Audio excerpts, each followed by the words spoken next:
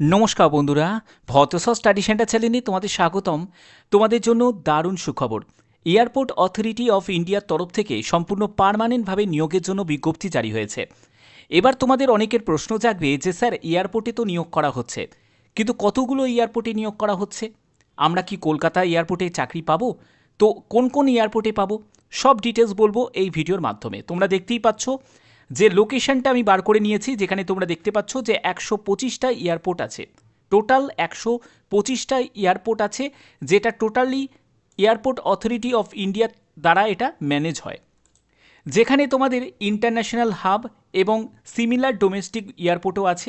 Regional headquarter আছে airport authority of ইন্ডিয়ার, যেখানে দেখো দিল্লি, মুম্বাই, কলকাতা, চেন্নাই, গুয়াহাটি।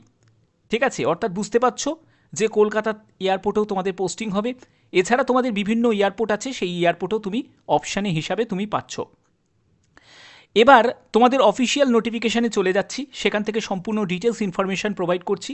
যারা যারা এই ভিডিওটা দেখছো তারা অবশ্যই বলবো ভিডিওটাতে একটি লাইক করে দিও, চ্যানেলটাকে সাবস্ক্রাইব করে দিও, কারণ তোমাদের জন্য এরকম জেনুইন আপডেটগুলো প্রোভাইড করে থাকি প্রতিদিন। তো চলো মূল পিডিএফে চলে যাচ্ছি। তো দেখো পিডিএফটা আমি ওপেন করে নিয়েছি।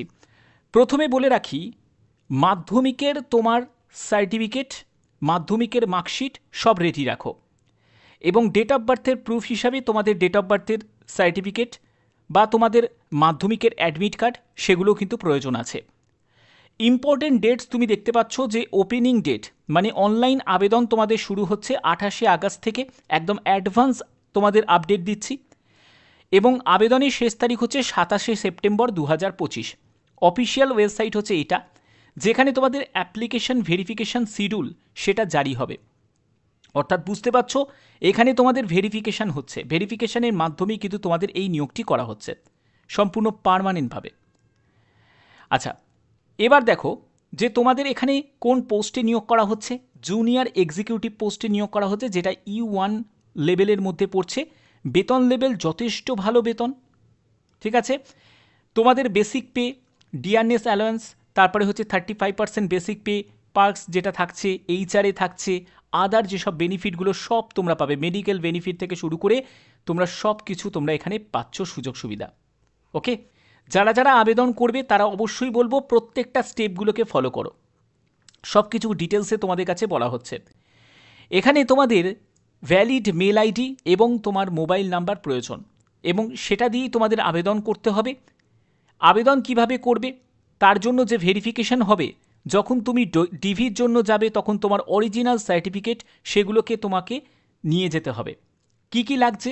One set self attested photocopy of all certificate. কি কি লাগবে সার্টিফিকেট সব বলবো। দেখো, প্রথমত তোমাদের যেটা লাগছে সেটা হলো টেন্থের অ্যাডমিট কার্ড, এটা কিন্তু প্রয়োজন আছে। ওকে, টেন্থের সার্টিফিকেট এটা তোমাদের প্রয়োজন আছে।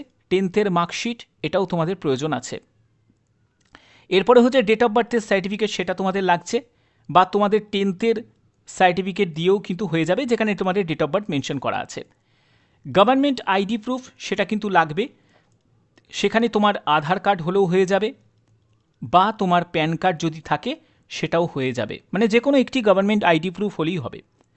কাস্ট সার্টিফিকেট, তুমি যে কাস্ট থেকে বিলং করছো সেই কাস্টের সার্টিফিকেট অবশ্যই তোমাদের প্রয়োজন, সেটা যেন সেন্ট্রাল ফরম্যাটে যেন হয়। ওকে, এবার দেখো যে তোমাদের এখানে যে এজ লিমিট কি প্রয়োজন। এজ লিমিটের ব্যাপারটা তোমাদের ক্লিয়ার করে দিই, যে এজ হচ্ছে 18 থেকে 27 বছরের মধ্যে হতে হবে। অবশ্যই 27/9/2025 হিসাবে 18 থেকে 27 বছরের মধ্যে তোমার বয়স হতে হবে। SC/ST যদি ক্যান্ডিডেট হয়ে থাকো তোমার 5 বছর রিল্যাক্সেশন পাবে। ওবিসি যারা ক্যান্ডিডেট তারা বয়সে 3 বছর রিল্যাক্সেশন পেয়ে যাচ্ছ। এখানে যারা পিডাব্লিউবিডি ক্যাটাগরি থেকে যারা বিলং করছো তারাও আবেদন করতে পারো, তোমাদের 10 বছর রিল্যাক্সেশন দেওয়া হয়েছে। ঠিক আছে, অর্থাৎ বুঝতে পারছো যে প্রত্যেকের জন্য একটা সুযোগ আছে। অবশ্যই বলবো ভালো করে বুঝে তারপরে কিন্তু আবেদন করবে, এবং আবেদন করার আগে তোমাদের অবশ্যই যেসব সার্টিফিকেটগুলো প্রয়োজন সেই সার্টিফিকেটগুলো ভালো করে আগে বুঝে নেবে। এই সব সার্টিফিকেট ছাড়া কিন্তু কোনোরকমভাবে আবেদন করা যাবে না। আর একটা মেডিকেলের ব্যাপারে তোমাদের বলে দিয়েছে যে কালার ব্লাইন্ডনেসের যাদের সমস্যা আছে, নাইট ব্লাইন্ডনেসের যারা সমস্যা আছে তারা কিন্তু রিজেক্ট করে দেওয়া হবে তাদেরকে। তারা কিন্তু আবেদন করো না, ভুল করেও আবেদন করো না। ঠিক আছে, যদি তোমার রাতকানা রোগ থাকে বা তোমার বর্ণান্ধ রোগ থাকে তাহলে কিন্তু আবেদন করো না, কারণ মেডিকেলের মতো চূড়ান্ত জায়গায় গিয়ে তোমাদের কিন্তু রিজেক্ট করে দেওয়া হতে পারে। ওকে, এবার তোমাদের আবেদন কীভাবে করবে? আবেদন করার জন্য একটি পোর্টাল আছে, যেখানে তোমাদের অনলাইন অ্যাপ্লিকেশন পোর্টাল, সেখানে কেরিয়ার সেকশানে গিয়েই তোমাদের আবেদন করতে হবে। কোনো রকমভাবে ভুল ইনফরমেশান দিয়ে কিন্তু আবেদন করা যাবে না, তাহলে সেই আবেদন কিন্তু রিজেক্ট হয়ে যাবে এবং তোমাকে ডিসকোয়ালিফিকেশন করে দেওয়া হবে। ঠিক আছে, এবং এখানে ভারতীয় নাগরিক প্রত্যেকে আবেদন করতে পারো, যে কোনো রাজ্য যে কোনো জেলা থেকে আবেদন করতে পারো। তুমি যে পোস্টে আবেদন করছো, যে ফিল্ড নিয়ে তুমি পড়াশোনা করেছো, সেটা নিয়েই তোমাকে আবেদন করতে হবে। Date of birth, category, sub category, তোমার কি কাস্ট আছে সেটা, জেন্ডার, মেল ফিমেল, তারপরে হচ্ছে তোমাদের মেল আইডি, মোবাইল নাম্বার, এগুলো সব কিন্তু তোমাদের প্রয়োজন আছে। এই সব ডেটাগুলোকে, এই ইনফরমেশনগুলোকে তোমাকে কি করতে হবে? ভেরিফাইড করাতে হবে, করিয়ে নিয়ে তোমাদের আবেদন করতে হবে।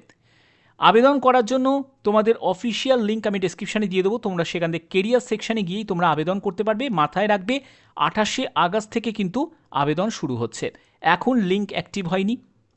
ঠিক আছে, 28শে আগস্ট থেকেই তোমাদের লিঙ্ক অ্যাক্টিভ হয়ে যাবে, এবং তোমার ভ্যালিড মেল আইডি এবং মোবাইল নাম্বার অবশ্যই আবেদন করতে গেলে লাগবে, কারণ সেটা দিয়েই তোমাদের রেজিস্ট্রেশন করতে হবে এবং তোমাদের পাসওয়ার্ড ক্রিয়েট করতে হবে।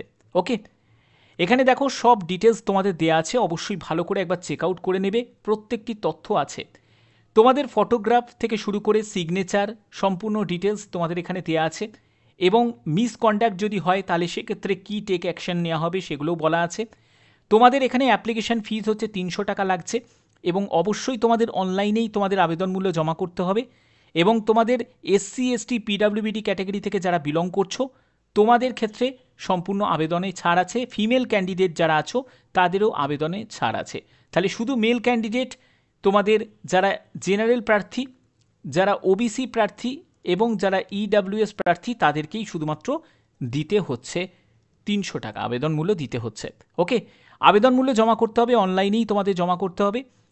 বিফোর সাবমিটিং দ্য অ্যাপ্লিকেশান অবশ্যই তোমাদের ভালো করে কেয়ারফুলি তোমাদের প্রত্যেকটি এলিজিবিলিটি ক্রাইটেরিয়া, যা যা তোমাদের অ্যাডভার্টাইজমেন্ট নোটিফিকেশানে যা যা বলা আছে সেগুলো তোমাদের ফুলফিল করতে হবে।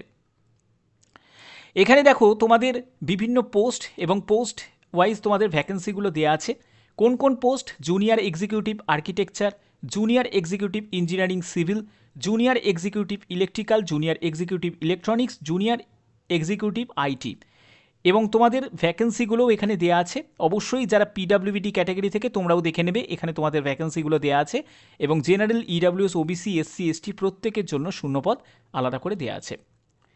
এখানে তোমাদের যোগ্যতার ব্যাপারটাও কিন্তু এখানে বলা আছে যে কী যোগ্যতা তোমাদের থাকতে হবে। যোগ্যতা সব কিছু তোমাদের 27/9/2025 মানে লাস্ট ডেট অনুযায়ী ফুলফিল করতে হবে। পোস্ট এবং তার কোয়ালিফিকেশান দেখো, তোমাদের এডুকেশান কোয়ালিফিকেশান হচ্ছে যারা বিটেক করেছো আর্কিটেকচার নিয়ে তারা আবেদন করতে পারবে, এবং 2023-24-25 যারা গেট ইয়ার যারা পাস আউট করেছো তারাই কিন্তু এখানে যোগ্য। জুনিয়র এক্সিকিউটিভ ইঞ্জিনিয়ারিং ক্ষেত্রে দেখো তোমাদের এখানে বিটেক তোমাদের সিভিল নিয়ে করা থাকতে হবে।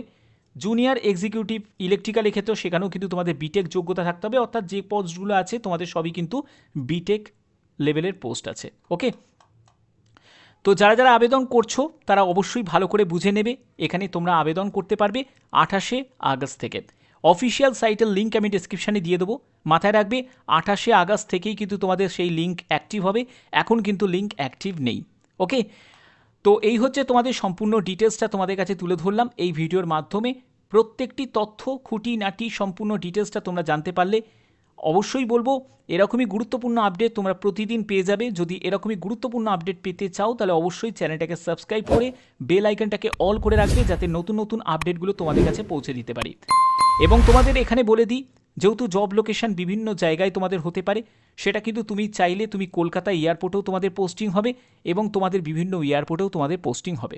সেটা তোমাদের অলরেডি আমি প্রথমেই শুরুতে ক্লিয়ার করে দিয়েছি, অবশ্যই সেটা তোমরা একবার দেখে নেবে। এবং এখানে সিলেকশানের জন্য কোনো রকম সিলেকশন প্রসেসে অন্য রিটিন এক্সাম হবে না, অন্য কিছু হবে না, সরাসরি তোমাদের ভেরিফিকেশান করা হবে। ভেরিফিকেশানের মাধ্যমেই কিন্তু এই নিয়োগটি করা হচ্ছে।